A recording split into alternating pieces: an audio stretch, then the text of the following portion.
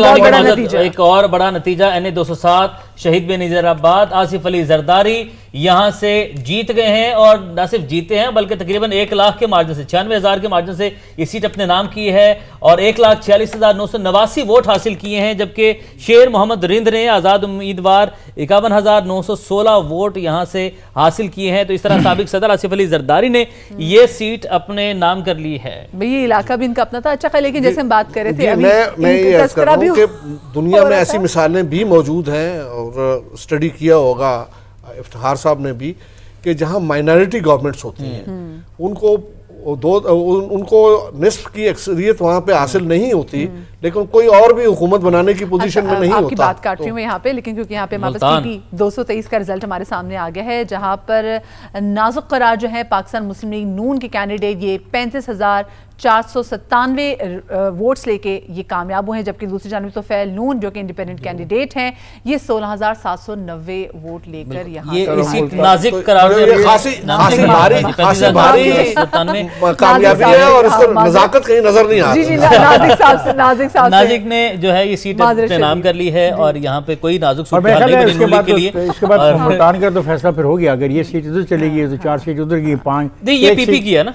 लेकिन जैसे मैं बात यंग कैंडिडेट, बिल्कुल नाजिक को एक यंग कैंडिडेट वो आया और लोग शायद ताज़ा हवा का झोंका देखना चाह रहे हैं। शायद लोग वो जो बार बार बिलावल भुट्टो जरदारी साहब बात कर रहे थे ना कि जो 70 साल की उम्र के जो सियासतदान उसमें उनके अपने वालिद साहब नहीं, अपने वालिद साहब को छोड़ो, वो जो जीता नहीं अभी जो उनका कैंडिडेट जीता है जी खुशी शाह कितने साल का होगा खुदा का। अच्छा, बात ये है कि ये हम यंग जनरेशन यंग क़यादत उसकी बात करते हैं। दुनिया भर में आप देख लें मेच्योर लोग जो हैं वही उसको लेके चल रहे हैं सारे निजाम को। कैंडिडेट्स यंगस्टर ज्यादा जीतने मैच्योरिटी का होना जरूरी है या पॉलिटिकल मैच्योरिटी का होना जरूरी है? दोनों इम्पोर्टेंट है और इसमें जो है वो एक फैशन के तौर पे इस चीज को नहीं अडॉप्ट कर लेना चाहिए। ठीक है, जरूरत कहता है जरूर करें।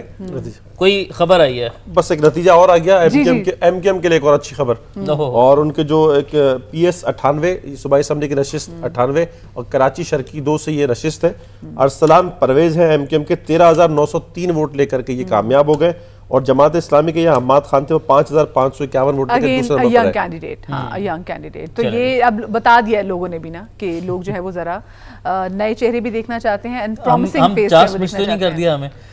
मुझे तो लगा कोई बात नहीं है, अगले इलेक्शन में खड़े हो जाएंगे। क्या तुम सेनेट के लिए अप्लाई कर दो? मैंने सेनेट के लिए कर दे उसके लिए पहले किसी असेंबली में तो पहुंचे तेरी इतनी नहीं उसके लिए कोई असेंबली में जाने की जरूरत नहीं है।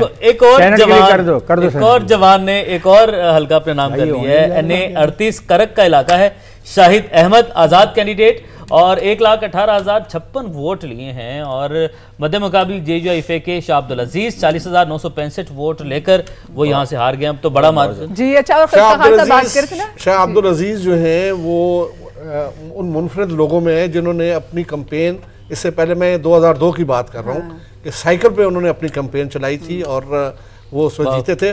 और साइकिल से कैंपेन से मुझे याद आया कि PP 86 हल्का पत्तों की का हल्का हुआ करता था, वहाँ से मलक अलादिता नाम के एक शख्स जो हैं वो 1970 के इंतखाब में कामयाब हुए थे और उन्होंने अपनी सारी कैंपेन साइकिल पे चलाई थी। और इलेक्शन कमीशन में जो उन्होंने अपने गोशवारे जमा कराए थे उन्होंने बताया था कि मेरा कुल खर्चा 134 रुपए 40 पैसे हुआ। तो आज तस्वर भी नहीं किया जा सकता। मैं उस जमाने में होती, मेरा वोट उन्हीं को जाना था। लेकिन आपने सेनेटर की बात की, मैं और उसे हराया निकईस को जो उस इलाके के सब बहुत बड़े जागीरदार थे और जो बाद में चीफ मिनिस्टर भी बने पंजाब के। 20,000 वोट उनका था और जो उनके जिसको उन्होंने हराया उसके सिर्फ 5,000 वोट थे।